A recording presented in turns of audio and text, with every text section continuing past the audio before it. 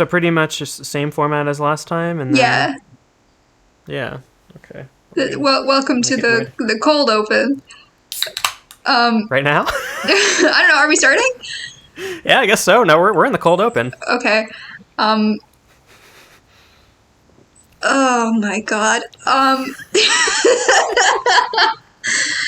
Play the theme song.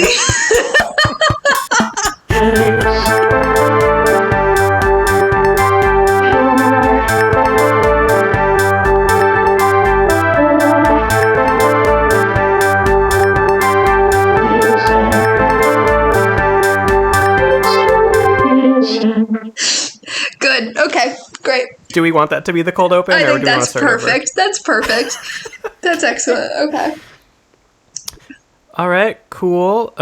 Welcome to Thanks for the Music. Thanks for the music. For the music, the only podcast where two friends talk about tunes. The only one. Yes. So for all the new listeners out there, my name is Decker. I'm Hannah. Hello. Hey. So each of us is going to talk about some music that we've been into recently. Yeah, so we didn't really know how we were going to do this last time, but I think we decided that the listener will just find the music on their own and listen to it. Do the work on their yourself. Yes. We can't do everything for you. So originally we were thinking of putting like a snippet of the music in the podcast app, but we don't have to do that. No. And plus I don't know if we even could and like upload it places. I don't know. Who can say? This is a journey. This is a journey for everyone. Are we doing that seltzer check-in? Yeah, I was about to say, play that seltzer check-in theme music. It's the seltzer check-in theme music. What are you drinking today? LaCroix Lime, bubbly mango, or are you drinking something different? What are you drinking? Hell yeah.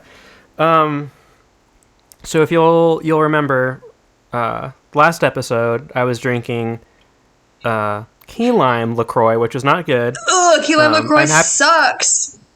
I'm happy to report that now I am drinking just regular old LaCroix lime. It's pretty good. Honestly, too much lime. Yeah, I like the bubbly lime more than bubbly lime is the superior. LaCroix lime. Personally, bubbly is like hard to come by up here in India for some reason. Like I haven't seen bubbly anywhere. Yeah. What are you drinking? I am drinking the Whole Foods ginger seltzer. Ooh, I'm jealous. Yes. Yeah, I had a stop out at the Whole Foods on my way home today, so I could buy a case. Can this be a seltzer review podcast instead? I mean, we should it's basically that. Yeah, it is. Yeah. Okay. Heck yeah. Heck yeah. Heck yeah. I guess I can go first this time, since you did last time. Since I went, for sure. So you want to send me over that file? Yes. I'm very excited, and every person that I have talked to lately has not heard me shut up about this. So I'm excited to talk about it. Okay, so the song that I had picked this week, it was difficult trying to pick which one I wanted to do out of this whole sort of like thing that I'm doing. But this is Chnam on Dopra Moi by Sereysothea, and it's really great. Extremely good. Right? Extremely good. It's extremely good. Mm-hmm. There's a lot to love there. I saw you bopping and moving and grooving. Couldn't help. I just my entire body. I was just jamming with it. It is. Yeah. Okay. So we're going to talk about it. So, do you remember the other day, a couple weeks ago, when I texted you to ask you, what's the deal with communism and everything? Mm-hmm. It was because of this. So, okay. You didn't like my half-hearted Seinfeld impersonation. Okay. That was all good. Right. I know when I need to move on. So this is going to kind of be talking both about Soti and about Cambodian rap music in general. because I have Okay. fallen down the rabbit hole, and it is honestly so fascinating. So a lot of this I took from doing some internet research and from this incredible documentary called "Don't Think I've Forgotten" about the sort of history of Cambodian rock music from the late 50s until the Khmer Rouge takeover. And the documentary, by the way, is incredible.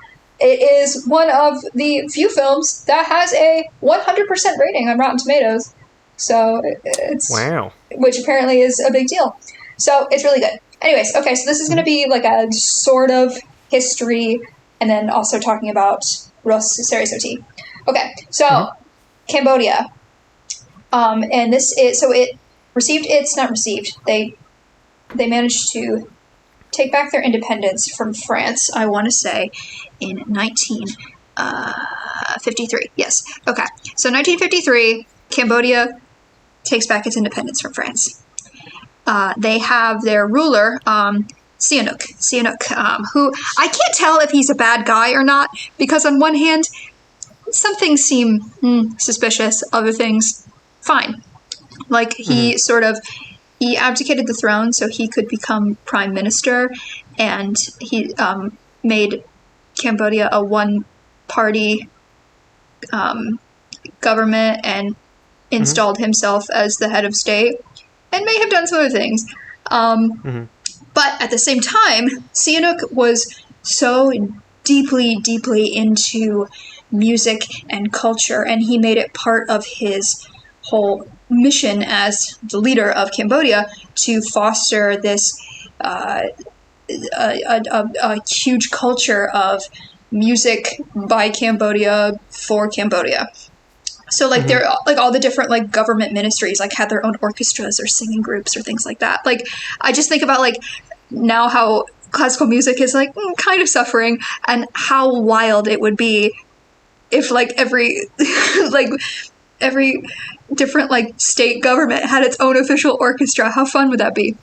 Anyways, okay, so this culture of music really, really took off in Cambodia. It already had such like a rich history of music and a musical tradition. Those like beautiful and just so interesting sort of musical styles that you get in Eastern music. So it was sort of starting off of that, and then you're starting to get more Western influence in. But it was this particular time when the rock influence started coming. And so they were bringing in records not only from, it was like French pop, it was Latin records, it was like American rock music all mixing into one. And so all of these singers started implementing those styles into their music. So it became this amalgamation of those sort of their own history of music and culture alongside all of the music that was happening all over the world at the same time. So there were plenty of, big stars, like the biggest name in this whole thing was Sin Sisamut, who is basically the Cambodian Frank Sinatra. He wrote like more than 1,000 songs. He did like all of this crazy stuff. He started out kind of being like this crooner, but then he also started pulling into these rock elements, these psychedelic elements, and all these different bands, all these different singers started popping up, and it was a huge, huge industry in Cambodia. So we're going to talk a little bit about Sereysothea.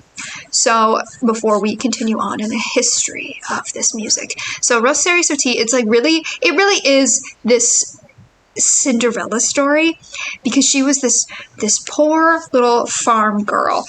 She was a poor little farm girl. She grew up on a farm in the Battambang province, just like living her life, growing rice, hanging out with her sisters, singing a little bit.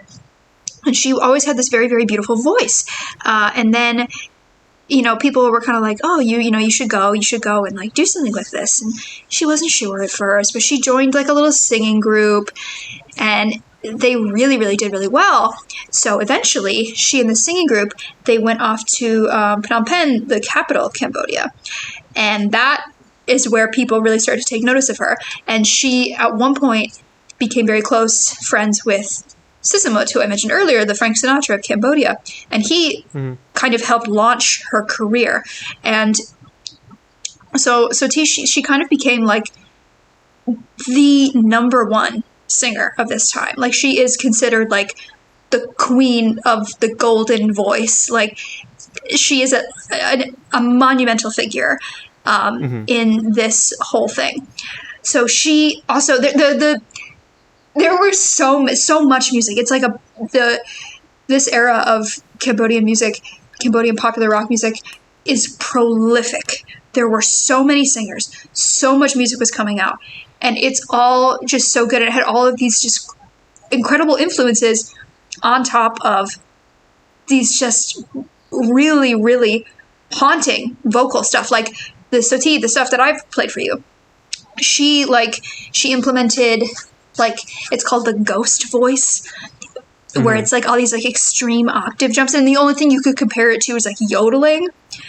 But it's just her like high, just this beautiful. It's ghostly. It is, and so she went through this. She had quite a wild ride in her sort of career. She, at one point, she was married to another singer, and she was getting infinitely more popular. So he was not happy about it and was not very nice to her. So she divorced him. And she thought, oh, well, because I have the stigma of divorce, no one is ever going to want to listen to me again. So she left. She went back home. And Sin Sitamut personally came out to her house to be like, you got to come back to put on pen. We need you. So he brought her back. And so she kept singing. They recorded a bunch of duets together. There were all these other bands. And then the Vietnam War happened. And so Cambodia is right next to Vietnam. So they were getting all of those radio transmissions that were coming in. So they were hearing all of this music coming from the US and the UK. So that influence started coming in. So the music started to take more of that turn. It started, the hippies were coming out. And so that is sort of where it starts to get more garage rock. It starts to get more psychedelic. So it comes to a point where the leader, Sihanouk, he gets deposed, and it's taken over by the Khmer Republic. So Sihanouk goes and sort of aligns himself with the Khmer Rouge, which will come to play later. So this is sort of when the U.S. Armed Forces radio whole thing starts coming into play, and this is where it gets more of that sound that we sort of associate. Because I think there is such like a musical culture around the Vietnam War, and it starts to bleed into Cambodian style music. And they had this, the national radio of Cambodia, where it would just be just like constant, like local singers, local bands would come and they would play. So just all day long, this is what you would hear. So the Vietnam War obviously escalates. Things get crazy, and they start to bomb Cambodia as well as Vietnam. So this starts to cause a lot of upset in Cambodia. And it gets to the point where, these singers, they can't play in clubs at night anymore. So they're like playing all during the day in these like weird hours. And you could like hear the gunfire and everything during their performances. So this is how things sort of went along until the Khmer Rouge takes over. So the Khmer Rouge, bad guys, real bad, real bad. And they start to expel everyone out of the capital city.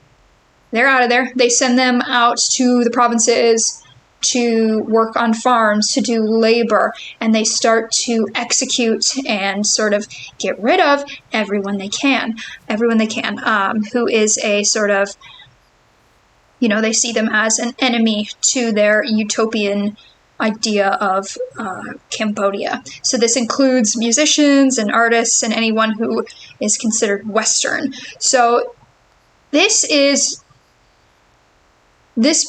becomes where a lot of the stories end for many of the musicians, because no one has ever truly known what has happened to a lot of them. There are sort of ideas about what happens to them, rumors, but nothing is really confirmed for many of them. For instance, I know Sisamut, he was like gunned down, is what one theory that people have. And then Soti, she, again, no one really knows what happened to her. There is the only like video footage of her is her training to be a paratrooper. So that's, and in all of her prolific career, that is the only video we have of her. And wow. So, yeah, it is just this short little clip of her doing a paratrooper exercise. That's it. So yeah, no one really knows what happens to her during this genocide. I think it's like 2 million people in Cambodia were killed.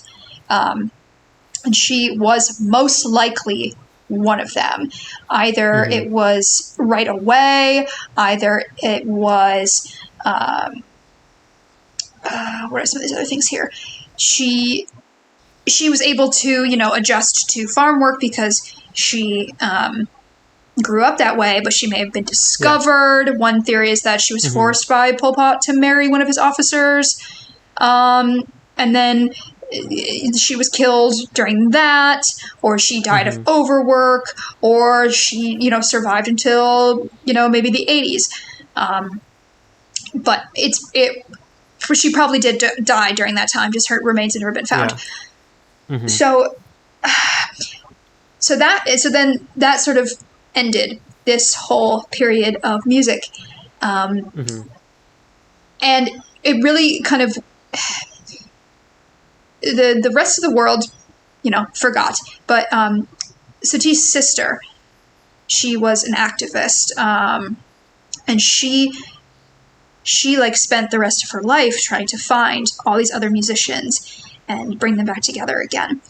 So this album that I've sent you, that the song is on, Cambodia Rocks, this is interesting because it was just this guy, this white American guy. No, he may not have been American. He may have been from the UK. I don't remember. But he was just some guy, and he was visiting Cambodia. And he picked up these records, and he was like, these records are sick. Yeah. And he put them together in a mixtape, and he took them to a record label, and the record label put it out as this album, Cambodia Rocks. They only made 1,000 of them, and they all sold out. They did not bother to find any of the musicians or any of the song titles. It was basically just like a bootleg.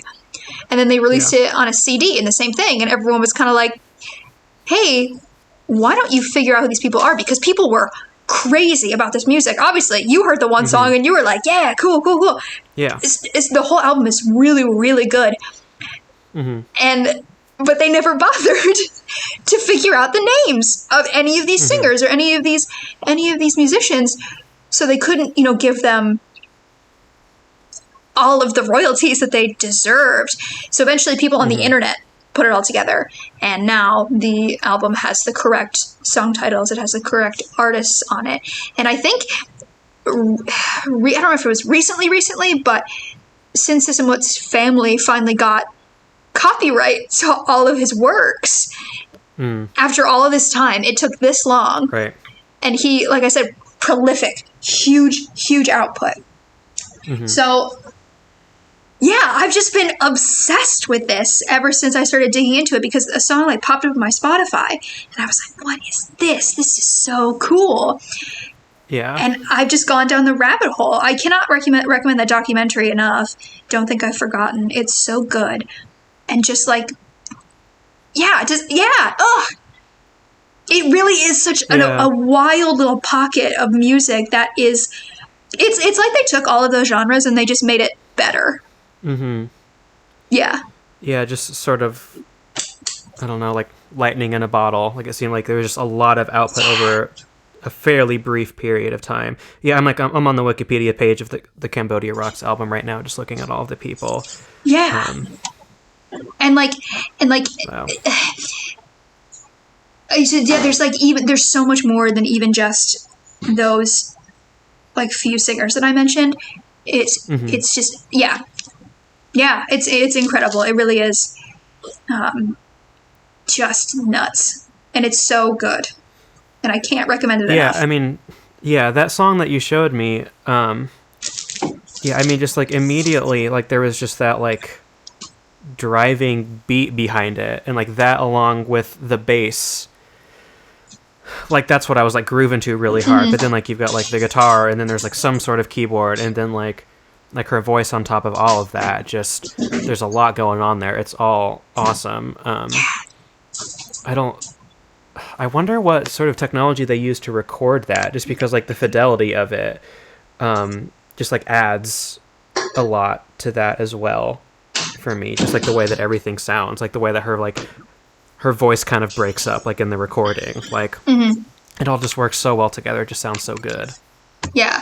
I want to say that I could be getting this confused with something else, but I think I saw in the documentary that they would just like get in a room and gather around a microphone. I'd believe it. Yeah. But yeah, it really is. Like you said, it's lightning in a bottle. It's like the output from this short, like 2 decades basically is just incredible. And like no wonder that people have gone nuts for it. Yeah, because it's great. And you stumbled upon this just through Spotify, that's what you said? Yeah, part of my Spotify. And like I've said before, my Spotify algorithm is perfect. And clearly it is, because then this showed up. And now... Yeah, that is a good... That speaks well upon you, that this would show up in your algorithm. Yeah, it was so good. Good job, Hannah. Thank you. I think... Good job listening to Spotify. But yeah, now I'm obsessed with it. Okay, so that's nice. I will definitely listen to this whole album, because, I'm definitely... Yeah, that was great. I enjoyed that a lot. I enjoyed that a ton. Yeah, it's really good. Get into it. Okay, so that's mine. That was my history lesson, my half-assed history lesson of the Khmer Rouge. Cambodian rock. Yeah. Yeah. So I guess I go now? It is your turn, yeah. Okay, cool. So completely changing gears, and I have much less prepared about this artist than you just presented so well. So this will be no surprise if you follow me on Twitter @CoolHotJock. What's up? Because I've been absolutely obsessed with this album the past couple of weeks or so. So I'm going to be talking about, in general, the album Glow On by the Baltimore hardcore band Turnstile. Everyone's into Turnstile right now. Why is everyone so into Turnstile? I've seen nothing but Turnstile. It's because this record is great, and we'll get more into it. But I'm going to show you the song Holiday by Turnstile. Okay. I've recently come out and said that I hate hardcore music. I finally admitted to it. I don't like it. I've never liked it. However, I liked this. So this is kind of a continuation of some of the things that I said in our last episode, where the past, like, I don't know when it started exactly, like maybe a year and a half ago, maybe like in the early stages a couple years ago, where like I've just like I transitioned more and more to only listen to like electronic beat boop music, or at least music that has an important electronic aspect to it. Like, I think for me it kind of started with like Radiohead, other bands, and then like getting more back into Nine Inch Nails, And then I realized that it wasn't like the guitar work and stuff like that. It wasn't necessarily the guitar riffs that I was like super into with those groups, but it was more like the electronic synthesis going on. And I just, yeah, so like I really only listen to electronic, or at least electronic adjacent music now, which is completely a departure from where I was like 8-10 years ago, you know, where like it was all riffs, it was all punk, it was all hardcore. Yeah. And that's the past like 6 months or so, like every so often I'll like put on like a punch record or I don't know, something else and be like, yeah, like I still do enjoy riffs. But it kind of reminds me of this in the poem Meditation in an Emergency by Frank O'Hara. He says, I can't enjoy a blade of grass unless I know there's a subway nearby. He's saying like I can't enjoy nature unless I know there's a city. That's how I feel with like guitar music and electronic music. Like I can't enjoy guitar music unless I know there's a beep boop somewhere in the track. Which Turnstile does that perfectly, I think, in this album. Like you get a little bit of it in the song that I showed you in Holiday with the beep beep beep beep beep boom boom boom. But like the entire album itself. How does it go? You heard it. But like the album itself, like the opening track, it starts with this like beautiful like arpeggios from this like great sounding synth, and it's really just like a really interesting combination of sort of electronic inspired, like they use like quite a few like drum machines in their songs. Like in this song, the thing that really gets to me is like the hand claps that they incorporate, because it doesn't sound like, I mean, because like, you know, like group hand claps is like, they're like common in punk music, right? But they don't sound like punk hand claps at all. Like they sound like really well produced like electronic music hand claps to me. Steve Reich. And I love it, like in the sort of like main riff, like the really just like just like the slow, just like knuckle dragging, like beat down riff. Like you just have these like claps like in the background on top of that. So like I'm making my like mean like hardcore face, but I'm also like clap along to it. And I just love that. Like everything about the song, like it's extremely catchy. The singer does a great job with vocal melodies and vocal hooks. I honestly am not super familiar with their earlier stuff. I actually hated Turnstile for the longest time. Like when their first like full length came out, I couldn't stand them. Honestly, I think it was probably the vocals that had a lot to do with that. And at least like the songs that I heard, they sort of came off as just like, I don't know, standard like hardcore riffs, like major key hardcore riffs, and I was like, this doesn't even sound that like hardcore to me. So I was like, why are like all these like hardcore bros like losing their minds about this? And like I have a weird relationship with hardcore music just because of like gender and masculinity, which I also think that it seems that this group, like, I don't know, is not like a muscle builder beat down, which I mean, if you do that, that's fine, you know. You mean, you can do that and still be fine, but it's just whatever. There's an academic paper there's somewhere, a study, I'm sure there is a thesis. Yes, a thesis. But I've been listening to this album pretty much every day for the past couple of weeks. Like there's some good beep boops to it. I mean, there are like some really good riffs. There's like circle pit, like skate punk, sort of like fast stuff going on. There's like some good sing along parts. Like there's one song that like reminds me of the Pixies. Like there's another song that's like kind of more, not necessarily shoegazy, but like they just like one of the guitars has like a chorus pedal on it, so it sounds really good. Yeah, and I really appreciate everything that they've been doing on this record. I just think it's awesome. It doesn't sound like they are just like picking a random direction and like trying to go in that direction, like to expand outside of hardcore.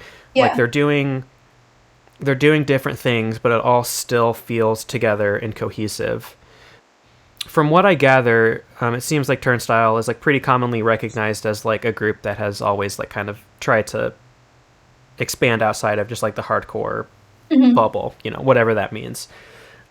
And just the way that they executed that, this album just completely lands for me.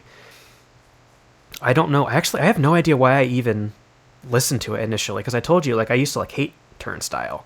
Yeah. Or at least like just like did not care about them at all. But I listened to it and into it, love it. I will keep listening to it. It's great. Yep. Yeah, I probably won't, but I liked it. That's fine. Yeah. As far as hardcore music goes, I enjoyed that very much. I like this sort of journey that you've been on, musically, with like coming to terms with being into beeps and boops and electronic stuff more so than I got 3 synthesizers today. Oh my god, you're out of control. I traded one synth for another synth, and then I traded one guitar pedal that I haven't used in 5 years for 2 more synths from Craigslist. I almost sent this to you, but it would have been pointless because you don't live here anymore. But there is a new bar that opened in Murray Hill that was having a synth meetup night. Yeah. Yeah. Did you somehow see that? Yeah, they that group, I don't know, like the person who started it or runs it, whatever, bought one of my old synthesizers from me before I moved back to Indy. Yeah. Oh, okay. Yeah, which I was, it's a bummer that it seems like that, at least that became on my radar, you know, like right before I left. I but feel that like seems like a really you would have joined up. Cool thing. Found your people. Yeah, because the person I spoke to, they were just like, yeah, just like trying to build up the synthesizer community in Jacksonville, and I was like, right on, like that's awesome. Heck yeah. You can tell me how you feel about this, and we can cut this out if you want. Okay. But I was thinking of maybe springing a new segment on you. A new segment? Okay. Yep. Okay. Give me a new segment. Play that Between the Wrestling Ropes theme song. Let's get ready to podcast. Oh, wrestling. It's where we talk about it's where we talk about wrestling for a little bit. Can we also get rid of the trivia portion? Do you want to? Because I didn't prepare any But the trivia theme song. Oh, we're the trivia. Okay, then I'll make something up. Okay, I'll make something up. All right. Okay, this is the wrestling segment, though. Yeah. Okay. Because I have to think of a trivia question. Yeah. You've been watching any wrestling recently? I have been catching the highlights on my Instagram. Yeah, I can finally watch it on TV again without losing my mind. So, I'm getting, I've been kind of casually observing it, and everyone else around me is watching it, so it's basically like I'm watching it.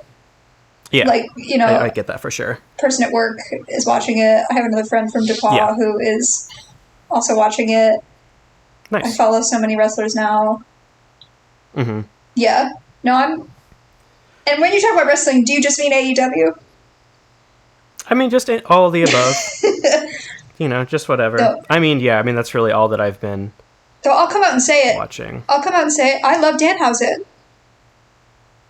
Right I was so scared of Danhausen. I thought that you would. Yeah, I mean, he does have a spooky face for sure. It was so unsettling the first few times that you showed it to me. But I think he's so fun, and he loves his wife so much. And I love anyone who loves their wife. Love to see it. Yep. Yeah, any wrestler that loves their wife. Shout out to Colin, wife guy. Yeah, Colin loves his wife very much. Lindsay. Lindsay, yeah. Colin loves Lindsay. Ew. No, cut that out. That was rude of me. No, they're in love. Their wedding was beautiful. Yeah, no, wrestling. I will say that I'm sick of all of these AEW people, or excuse me, all these WWE people coming on to AEW. I want less of them. I want to see other people. I want to see people that I like. Yeah. I want to see indie people who are coming up. Like, whatever. I love Ruby Soho. Whatever. I think, you know, all these other people are cool. Adam Page. Like, I'm so glad that he and Britt Baker are together and they can get married on Yeah. television. Because I want Right. them all to get married Oh, on I'm so television excited I for can that. watch it. Yeah. But Mm-hmm. I don't stop bringing them in. Mm-hmm. That's that. I mean, That's- I am that's- 100% on board with everybody who has joined recently. But yeah, I agree. I think that, especially keeping in mind that they will have like one women's match per episode or like per Don't get pay-per-view. me started about the lack of women's Right. matches. Don't get me started. Because nothing Right. grinds my gears more Mhm. than there being like, oh yeah, we're gonna really have a great women's roster and we're gonna do so much for the women, and then they have one match on TV. Mhm. As Dafe says, he's like, Yeah. oh well, they have them all on the YouTube shows. That's not enough. That's not the No, TV. that's not. There's one women's belt. Where's my women's tag team? Where's my Mhm. 5 stupid, ridiculous titles for different... Yeah, no. Stupid. Right. I mean, so they have Rampage now, so that's like an extra. I mean, that's just an hour And are of they going to programming do weekly. a women's Rampage title? No, they're not. They're not going to add another women's title. Tony Khan, Mhm. listen up. Calling you out. Tony Khan, you're on blast. You're on blast. Yeah. He's little. Yeah, that's he for is. sure. He's short. Mm-hmm. Hell yeah. I saw him in a Marriott once. He was wearing Hell yeah. he was wearing athleisure. Shout out to Marriott, podcast sponsors. Yeah. Okay, great. That's the wrestling segment. Me just getting mad about women's wrestling. Hell yeah. Hell yeah. Now on to Okay. trivia. Yeah, I'm gonna make something up, but you. Okay. Yeah. You want to introduce the theme song? Play that trivia theme song, baby. It's the trivia.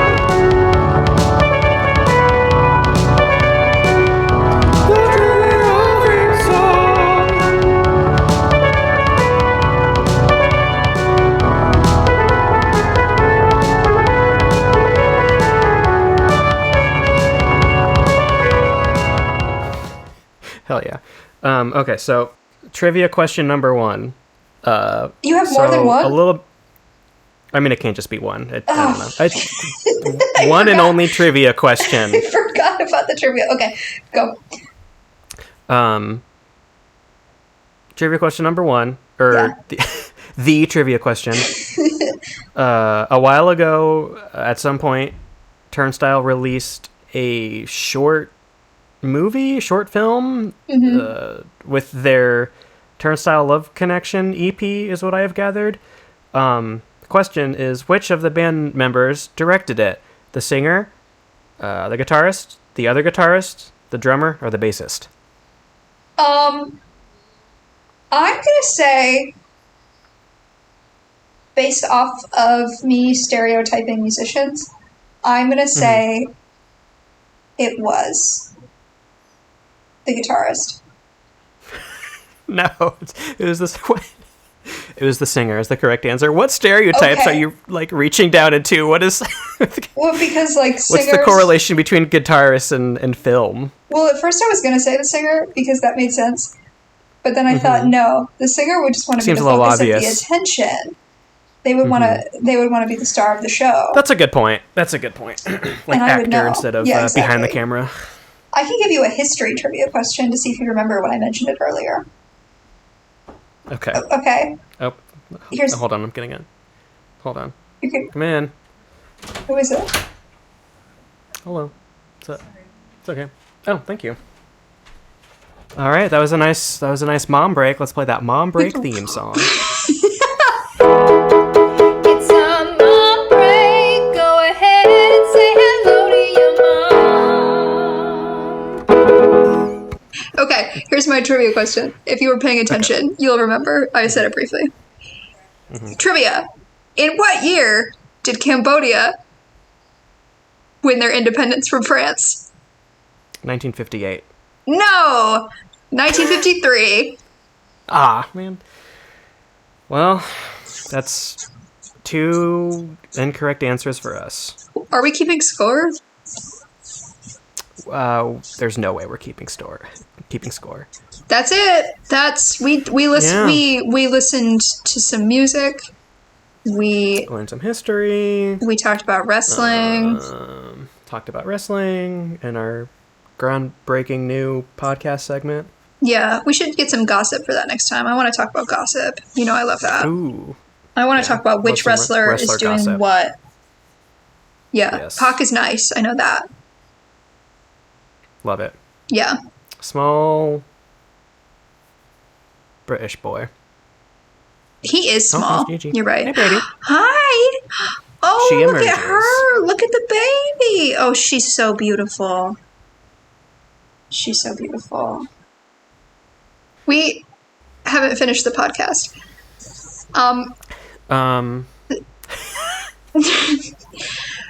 Okay. Well, next time we'll talk about other. Oh my god. Thank you all for listening. Yeah. So we We did it. We did it again. Good. Hannah, Decker. thanks for the music. Thanks for the music. Thanks Thanks for the music. music.